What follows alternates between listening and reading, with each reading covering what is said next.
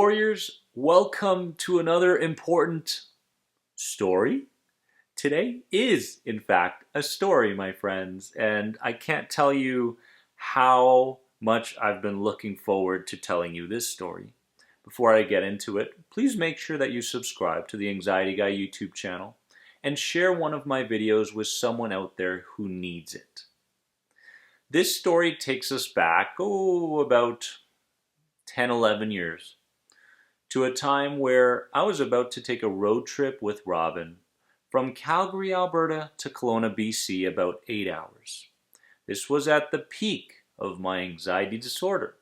So, as you already know, a lot of mental chatter started showing up, a lot of sensations and symptoms through the body. Before I get deep into the story, I want you to understand why I'm telling you this story. Because I want you to feel less alone. In the beginning stages, when you go get that diagnosis of anxiety, it can feel like you're the only one. And if you feel like you're the only one, you tend to shut yourself out towards the world. You shut yourself off of people. You shut yourself off of new experiences. You shut your emotions off because it's a comfort zone. And I want you to understand that as much as you may think that you are alone in this, I've been where you are, and so have a lot of other people. And we've gotten through it, and so will you. That's the key today. Now, the day before I took the trip, there was a lot of inner chatter going on. Were my symptoms going to show up? Was I going to become very sensitized because I was far from my house, my comfort zone, environmental comfort zone?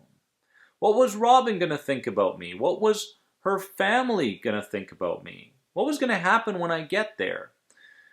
I was really stepping out of my comfort zone, and healing was very, very new to me. I didn't have many tools.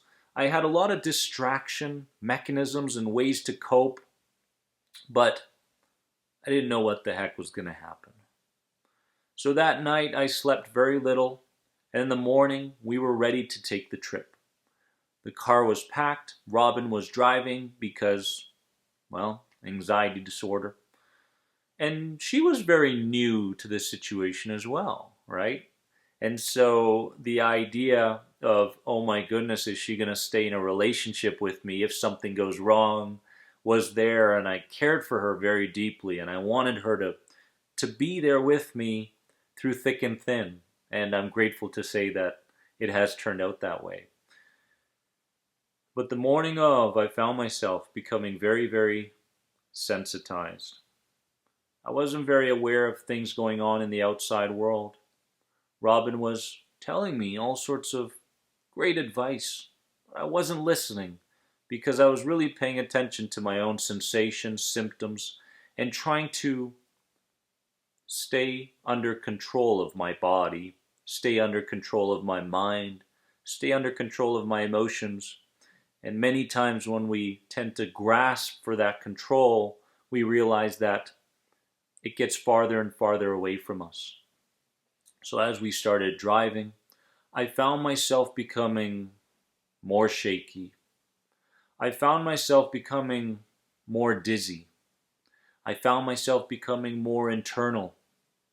And as we drove, all I could think about was all the catastrophic things that were going to occur.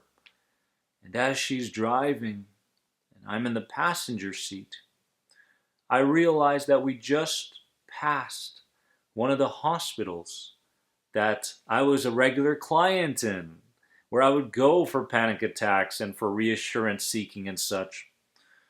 And so when I passed it, of course, my mind started to go, hey, you've got to go there. There's a problem erupting. And this is the one. It was always the one. This is the one. This is the one that's going to get you. This is the one that's going to end your life. This is the one that's going to get you to go crazy, right?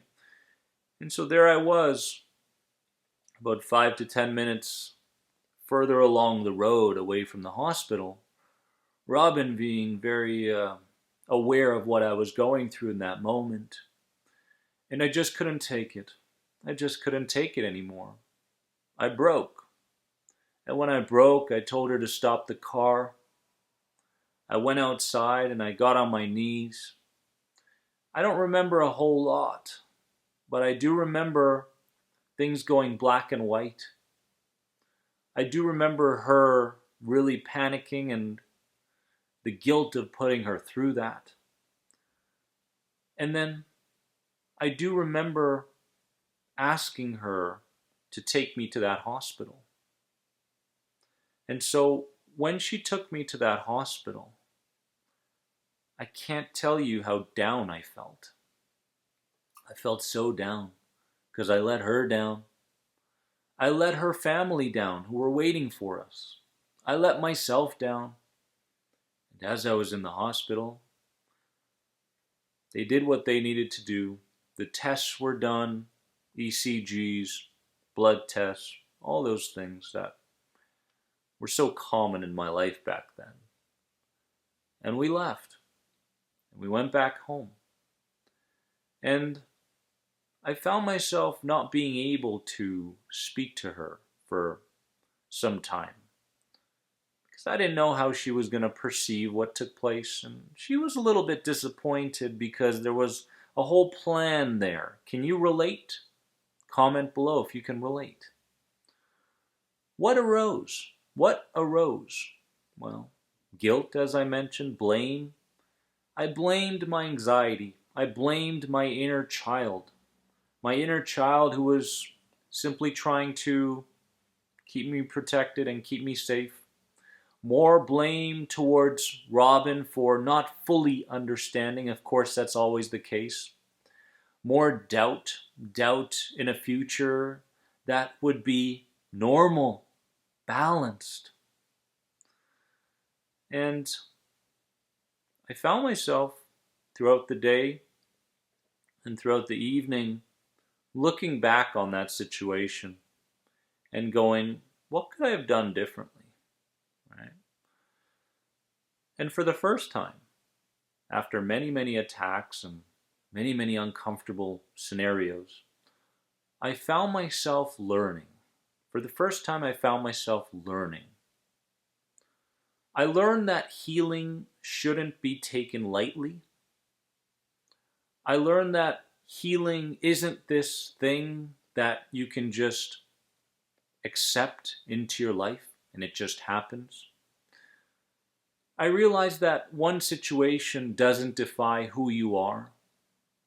I realized that anxiety is a chapter, and it finally dawned onto me that this was truly the case. I realized that anxiety is unconditional love from the inner child, and that labels are lies. Labels are lies. I am this and I am that. I will always be suffering, yada, yada, yada, right? And so that night was the first night where I began thinking about my anxiety disorder in a more broadened perspective. I wasn't able to go on that road trip, but it did teach me a lot. And I did realize that there were some things I could have done differently. There were some ways I could have seen myself and the situation differently.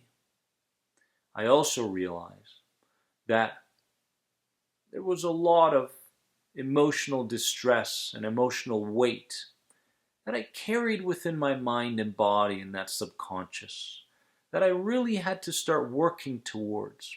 For the first time, I realized that there was a door that I could open up and walk through. And this didn't have to be my life.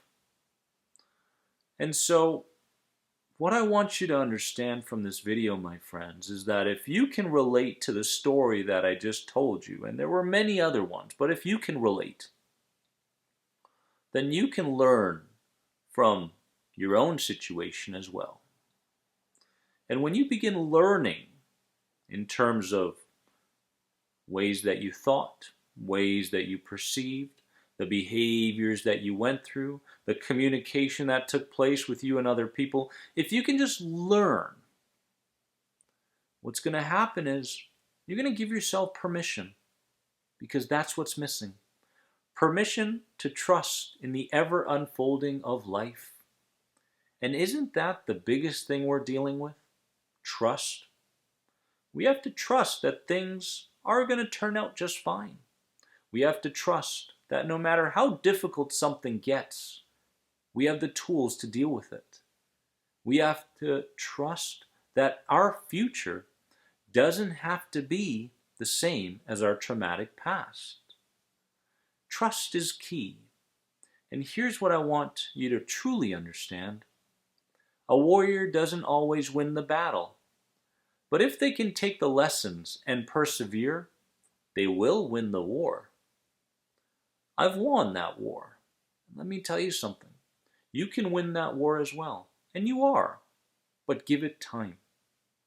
Give yourself time to understand what this is. Give yourself time to master the skills that you have. Give yourself time to get to know the natural you and to move away from the artificial you. What I'm talking about is an upgrade in perceptions, an upgrade in belief systems. This is where you're going. Embrace it. And I hope this video showed you that you are not alone. In fact, far from it. I love you all from the bottom of my heart. Remember that you are more than anxiety.